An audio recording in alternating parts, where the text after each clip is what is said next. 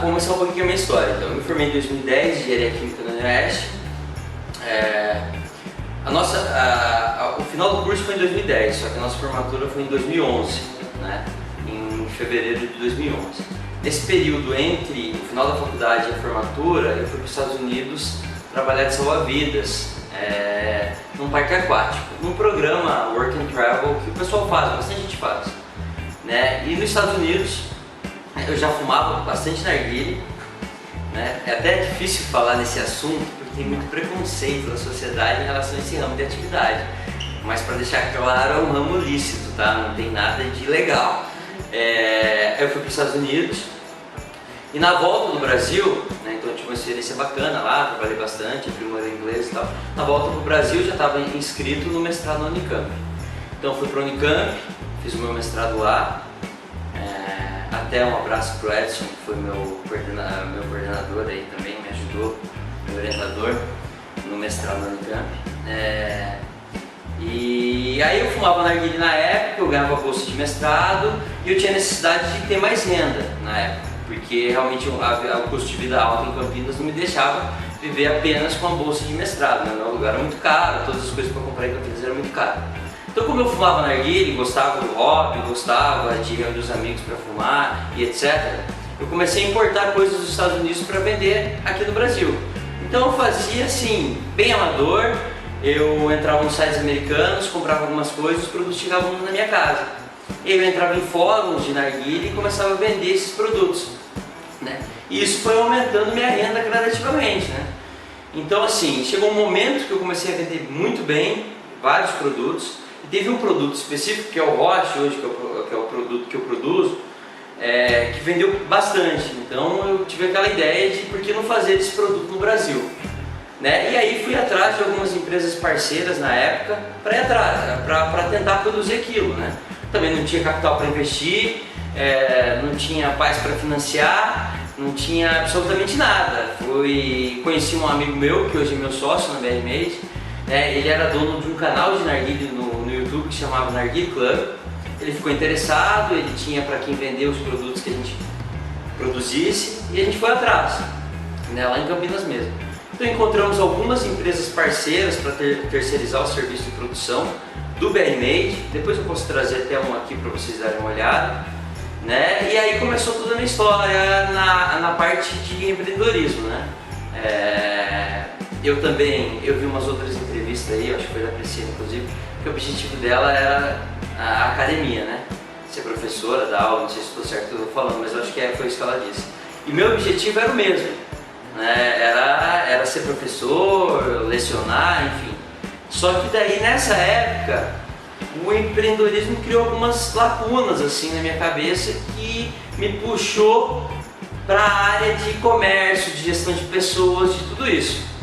Então a minha história basicamente começou numa oportunidade de querer aumentar minha renda mensal e aí sim foi desenvolvendo e depois veio a Arena Bar e Boteco, veio a Arena Lounge, aliás primeiro veio a Arena Lounge, a Arena Bar e Boteco, as Snakes, né? Inclusive eu acabei abrindo outras empresas que depois eu vendi, enfim, né? Veio a Estética Automotiva justamente para a gente diferenciar um pouquinho desse ramo do narguilé, né? Manter meus investimentos mais estáveis, enfim, assim, num resumão basicamente é isso.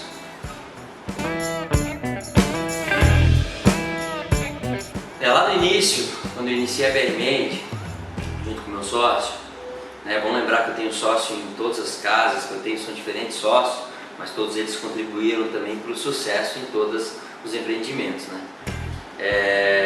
Lá no começo, então, havia necessidade de eu criar um produto e desenvolver o produto, fazer o processo produtivo para que ele daria certo, né? Como não tinha ainda uma produção no Brasil, era muito complicado porque aquele assunto realmente era novo, né? Para quem não conhece, o Roche, ou a cabeça, como todo mundo fala do narguilé, é a parte que vai a essência, onde é feita a queima da essência, queima indireta, e produz a fumaça ali com os aromas que a gente fuma.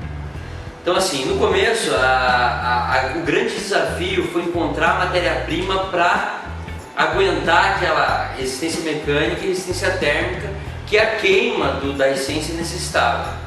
Então a gente iniciou o processo tentativa e erro, né? Foi basicamente, utilizamos porcelanas que usava para fazer copos, canecas, pratos, enfim, até a gente achar um produto específico, né, uma composição específica que aguentava tanto termicamente como mecanicamente na sua utilização o roche, né?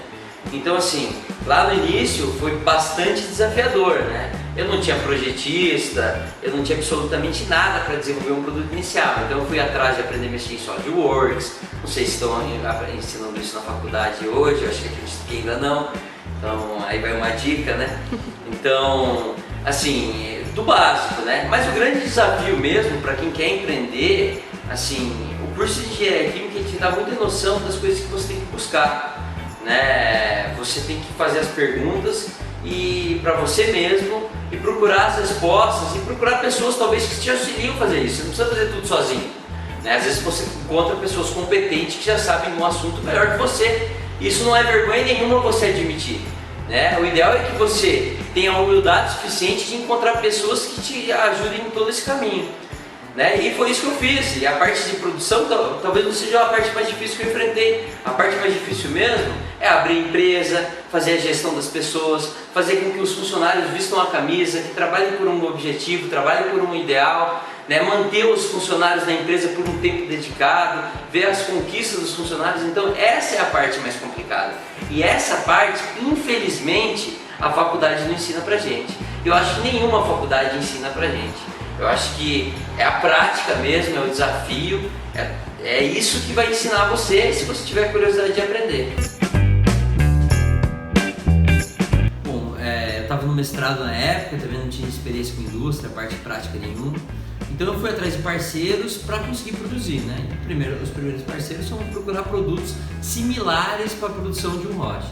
Então a gente foi atrás de indústrias que produzem pratos de porcelana, canecas de porcelanas, e foi aí que tudo começou. O grande desafio na época foi encontrar uma matéria-prima específica para aumentar a resistência, para ter resistência térmica e mecânica, né? Visto que a essência ela queima aproximadamente a 130 graus, né? E um prato de comida não chega a essa temperatura, então a gente teve uma dificuldade logo no início para não ocasionar trincos, enfim, degradação do nosso produto.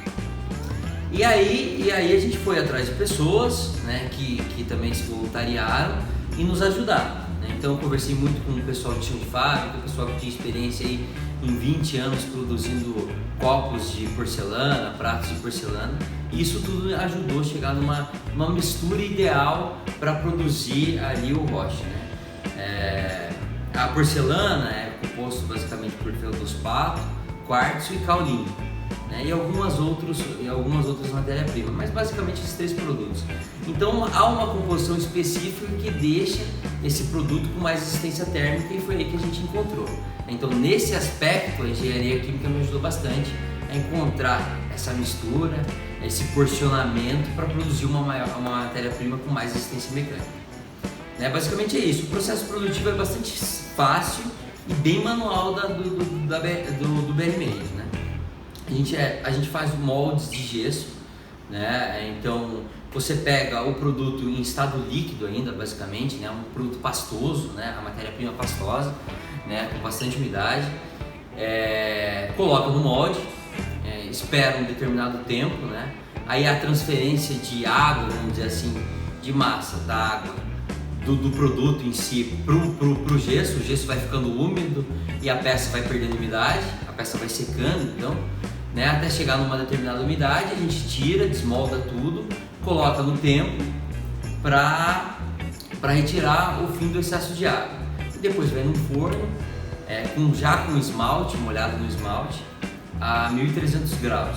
Aí o forno vitrifica o esmalte e fica assim, basicamente assim. Você pode ver que a parte interna onde não é passado o esmalte, né, não foi vitrificado porque não tem o esmalte. Depois disso, o roche sai basicamente pronto, né? Aí a gente coloca o decalque, que nada mais é, por exemplo, bem simples, um plástico, uma impressão, né, de esmalte.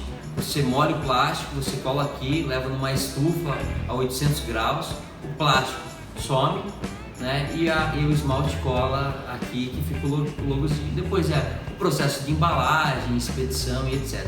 Mas o processo em si, eu contei um resumo bem bem simples assim para se entender, né? Mas assim, é bom falar que nesse processo produtivo passa na mão de mais de 20 pessoas, cuidando dos detalhes, do controle de qualidade, enfim, retirando peças que não deram certo. Então é um processo produtivo bastante delicado, não é tão simples, porque como assim a gente tenta otimizar bastante os custos do processo produtivo, o tempo às vezes é uma dificuldade muito grande, né? Porque se a gente pega um tempo como está agora, um tempo chuvoso, o tempo de secagem aumenta bastante, né?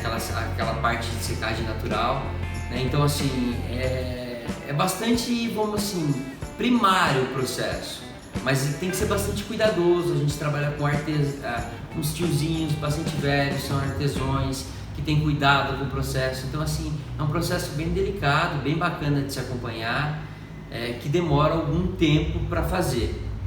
E é feito basicamente em batelada, não é uma máquina que você vai colocar a massa e vai cuspindo rocha ali para o processo. Não, você faz uma quantidade, você espera secar, passa o esmalte, coloca no forno, tira, coloca o decalque, depois faz outra batelada e assim vai.